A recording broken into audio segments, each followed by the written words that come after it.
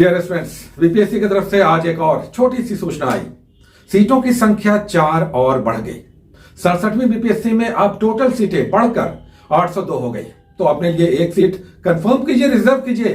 3 महीने टाइम मिल गया, 30 अप्रैल को एग्जाम होने जा रहा है। अच्छा, बहुत सारे स्टूडेंट्स कहते हैं कि इकोनॉमी और साइंस में क्या करें। आज इसी पे बात करेंगे कि इकोनॉमी और साइंस में अगर आपको समस्या है तो आप क्या करें। उससे पहले एक इंफॉर्मेशन, जो पेड कोर्स 8 तारीख से स्टार्ट होने जा रहा है उसमें करंट अफेयर्स हम 3 चलाएंगे, सदैव हम कह रहे हैं, और हम पहले मैगजीन्स की घोषणा कर देते हैं ताकि आप लेकर रखिए। बहुत सारे लोग बाद में जुड़ते हैं और कहते हैं कि सर कैसे पढ़ें। तो आपके पास परीक्षा मंथन का पहले ही हमने कह दिया, ये वाला देखिए चलेगा। और कल आ गया है स्पीडी का 2 फरवरी वाला 2022 का नया वाला आ गया है, तो ये भी ले लीजिए क्योंकि ये भी चलेगा। एक और हम बताएंगे, ये दोनों फिलहाल करंट अफेयर्स हर हाल में रखिए। हम कहीं पर भी समझौता करने को तैयार नहीं। अगर आपकी सोच अलग है, सीमित है, तो हम यहां पर समझौता नहीं करेंगे। हमसे अगर आप जुड़ रहे हैं तो बुक्स और मैगजीन्स लेकर रेडी रहिए और जमकर पढ़िए। डेली रूटीन लीजिए, पढ़ाई कीजिए, टेस्ट दीजिए, अपने आप को आंकिए आप कहां हैं। इतना अच्छा टाइम मिल गया है, अब क्या चाहिए। चलिए, जो बात हो रही थी कि इकोनॉमी और साइंस में क्या करें, तो इकोनॉमी में सबसे पहले कई बार स्टूडेंट्स कहते हैं इकोनॉमी में कुछ समझ में नहीं आता। हम कहते हैं वेरी सिंपल, आप इकोनॉमी में अच्छे क्वेश्चन हल कर सकते हैं। 4-5 बातें नोट कर लीजिए। सबसे पहली बात देखिए, नया इकोनॉमिक सर्वे और बजट आ गया। इसमें भी उधेड़ बुन है, क्या पुराना वाला करें या नया वाला करें।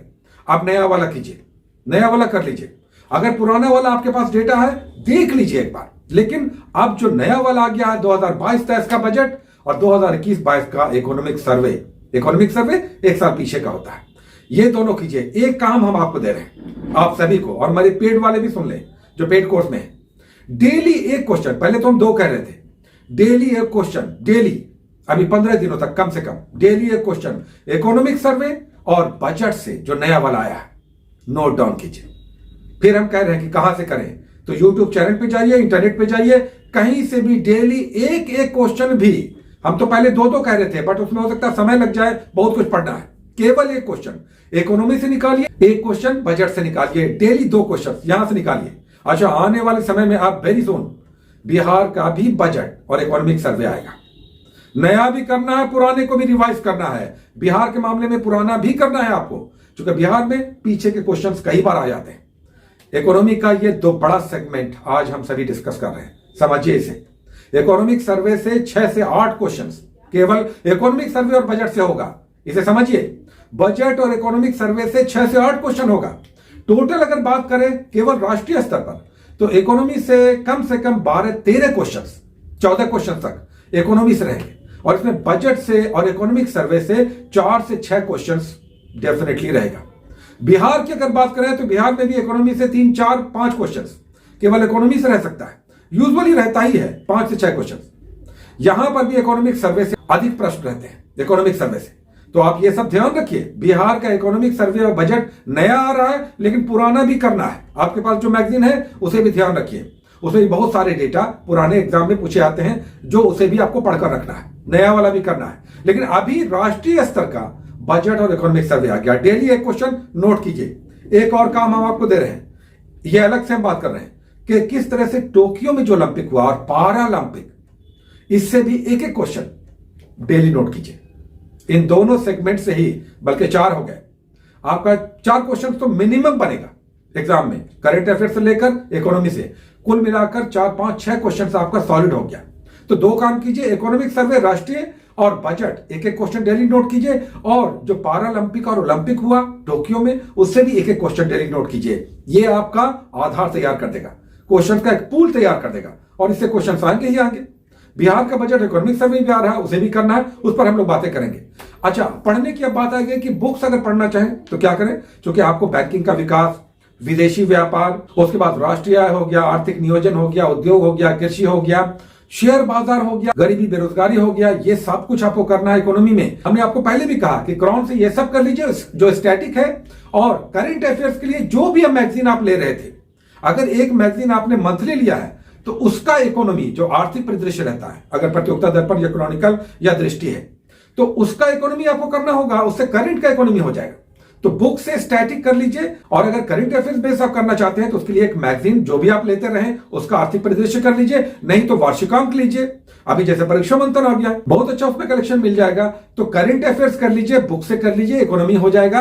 और थोड़ा सा अपने आप को संतुष्ट करना चाहते हैं कि नहीं सर थोड़ा सा इससे और अलग कुछ बताइए, तो एक प्रतियोगिता दर्पण का अतिरिक्त अंक आता है इकोनॉमी का, बहुत शानदार होता है।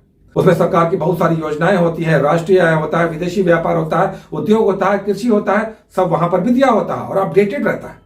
तो प्रतियोगिता दर्पण का इकोनॉमी का अतिरिक्तांक जिसे कहते हैं स्पेशल इशू, अगर आप किसी से मांगेंगे तो आप कहेंगे कि प्रतियोगिता दर्पण का आर्थिकी जो स्पेशल इशू है, अतिरिक्तांक है, वो दीजिए। किसी बुक सेलर को आप कह सकते हैं, लेकिन हम कहेंगे कि अब इतना पढ़ने की आवश्यकता नहीं, आप क्रॉन का पढ़ लीजिए, स्टैटिक हो जाएगा उसका इकोनॉमी, और करंट अफेयर्स मैगजीन से कर लीजिए, और अगर टाइम है तब अतिरिक्त अंक लीजिए। इकोनॉमी हो गया। साइंस का हम पहले भी बात कर चुके हैं कि साइंस के टॉपिक्स करना होगा और ऑब्जेक्टिव बनाना होगा, आपका बहुत कंसोलिडेट होगा। साइंस का ऑब्जेक्टिव चाहे लूसेंट या क्रॉन जो भी आपके पास है उससे साइंस पढ़ लीजिए। हम कई बार क्रॉन कहते हैं, वो ज्यादा बेटर है, और फिर उसके ऑब्जेक्टिव बना लीजिए, या तो क्रॉन का या लूसेंट का ऑब्जेक्टिव भी आता है, केवल ऑब्जेक्टिव। तो टॉपिक पढ़िए, उसके ऑब्जेक्टिव बना लीजिए, साइंस भी आपका बेटर होगा। इसमें आप ज्यादा नहीं करना, उतना समय भी नहीं है, उतना मत कीजिए। सब कुछ हो सकता है, समस्याएं दिमाग में होती हैं, धरातल पर समस्या नहीं होता। धरातल पर तो उसे दूर करने के बहुत सारे उपाय हैं, आप उस पर चलना चाहते हैं या नहीं ये आप पर है। तो समस्याओं पर डिस्कशन कीजिए, लेकिन समस्याओं का उपाय धरातल पर है, समस्या मस्तिष्क में होती है, उसका उपाय यहां पर धरातल पर दिख रहा है। सब कुछ साइंस इकोनॉमी आज डिस्कस हो गया, इसे फॉलो कीजिए और टेस्ट दीजिए, टेस्ट सेट मारिए।